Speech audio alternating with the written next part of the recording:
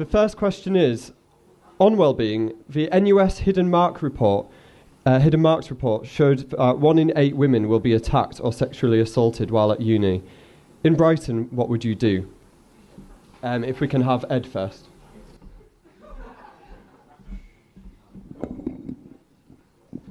I think women's rights is actually a really interesting area. I have a massive bone with NUS that I'm not allowed to go to any women's conferences or anything like that because I'm not a woman, even though I can't actually be involved in pushing the women's agenda on my own campus. And I've made this very, very clear at national level.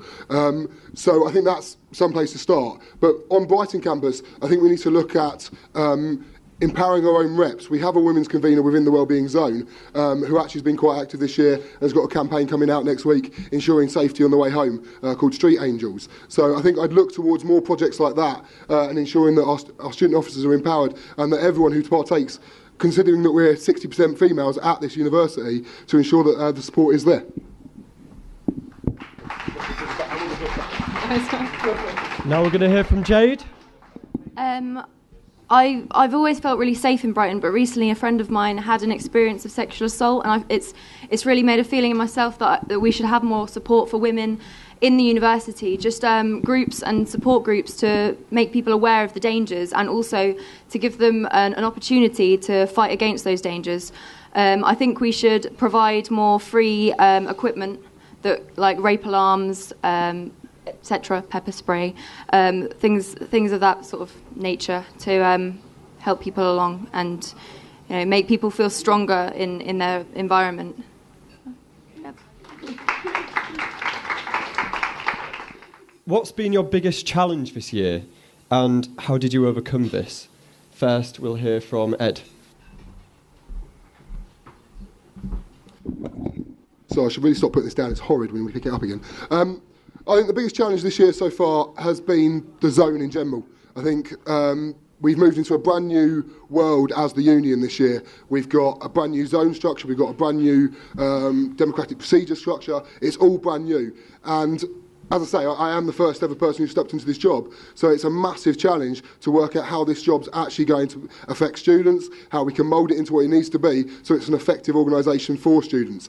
I don't think we're there yet, don't get me wrong, but I think we are starting to move on it. I think we are starting to. The fact that we've reached so many students with campaigning activity, the fact that we continue to make positive impacts in the student experience for so many students is a fantastic thing. So I think that's probably the biggest challenge, and we're moving on it, but it's still not complete.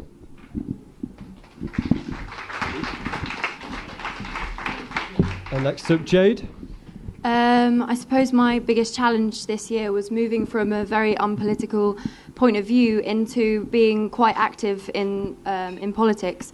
I was part of the occupation down at Pavilion Parade, and that completely sort of changed I probably wouldn't be here right now and actually care about the union if I wasn't there. So I feel that I've completely changed my viewpoint, and I really want to work forward and work for the students and continue in my activism. Would you try and set up a peer-to-peer group for those with mental health issues? First, we'll hear from Jade.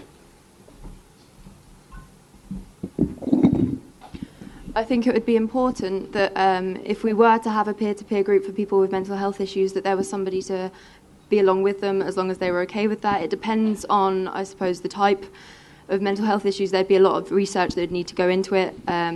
And I think that it would be important, that would be a good idea, actually. But obviously there would need to be a lot of moderation on this.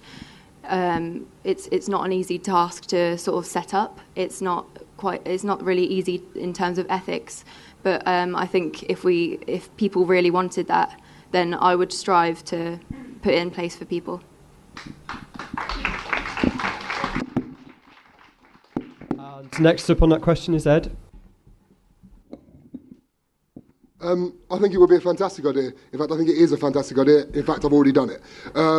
It's already started this year. We have got our first 20 volunteers already signed up for it. We have got the training in place already, including suicide prevention training, which students have already been through. We have set up online facilities so we can have it as emails, as instant messages, as text message services, and also as face-to-face mentoring. This should go live to the student body in the next couple of months as the first trial to only get bigger and better throughout the years. It should be absolutely fantastic, and it is called peer-to-peer. Do you think campaigning against the cuts is a prime concern for VP Wellbeing? First, we'll hear from Ed. I think it is a key concern, but I think it needs to be worded in a different way. I think it needs to be about protecting the student experience and about protecting students' well-being while they're at university. Cuts is going to hit across the board. We all know that traditionally it hits welfare, well-being services first because they seem the easiest target. I'm not willing to let that happen. I've already been in meetings this year and trying to secure funding for the wellbeing zone next year from student services, from external bodies such as the PCTs, and we are moving with them. They are still on board. They still want to be working with the student union because of the work done this year. So I think it is important to protect against cuts, but I think it's all about the remit and about making sure that students' well-being comes first. And next up, Jade. I think it's imperative. I think it's very, very important. Well-being doesn't just include how you feel, if you're well. It's also about, as Ed said, the experience. And I feel that at the moment we haven't had much support from the union at all while I've been protesting, and I'd like to increase that support. I think it's very important that people feel that they have a say, and I feel that people should be allowed to change things if they so wish. How can you improve the current wellbeing services with likely budget cuts? Ed, if you'd like to respond to that. I think wellbeing is an area where it's brand new this year. All the funding for it this year has come from underspend in previous years or from external bodies, and that doesn't look like it's about to change. As I say, I've already been setting up meetings, ensuring that we continue our support from the PCT, who have been fantastic this year. We're also looking to work with student services, even though they've taken a budget cut, to continue to fund the good work we've been doing this year. I think there is still other money that we need to chase out there, and now that we're a charity and we've got that wonderful charity number, we can also go after external bodies so you get even more cash in.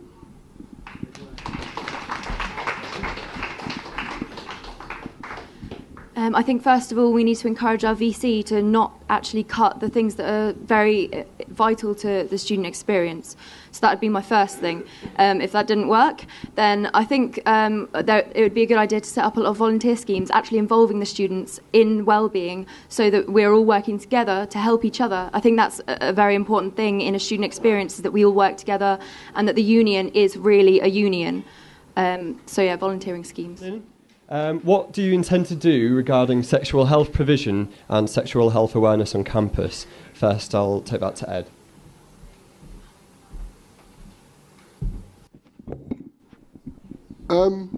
It's an interesting one. Since Unisex was disbanded last year because of funding cuts by Sussex University, we've taken on all of their staff, so we're working extremely closely with all that expertise. But that doesn't mean we're just concentrating on sexual health, which is the main point.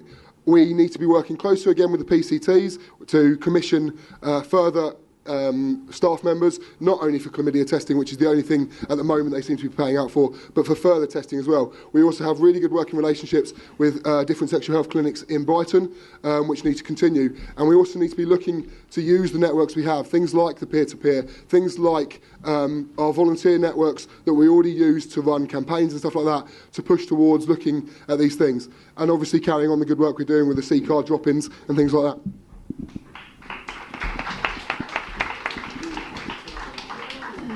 In universities, sexual health is clearly quite a big problem, but I think that we're not really doing anything as a union at the moment. There's a C card, a lot of people don't know about that. I think a way that we can go around that is possibly, I know it may seem crazy, but people actually going around with condoms in clubs. I mean, if people aren't going to go to get the condoms, why not bring them to them? Not only that, but for testing, I know that I've seen a lot of people around offering things for testing. I think that we should keep that going and maybe push it forward with more advertising, more promotion for that, because it's very important. Do you feel the SU has a responsibility to future students? Does this extend to ensuring poor people have access to university? And first I'll give that to Jade. Yes. I believe that education should be for everyone. It should be universal, and it should be, I think it should be free, and that's what I've been protesting for. And that's why I think that as a union we should support students who want to learn but can't afford it. And I think it's unfair to give people these crippling debts so that it deters people from a university experience, which isn't fair. We were allowed to have it, they were allowed to have it for free. Why shouldn't everybody?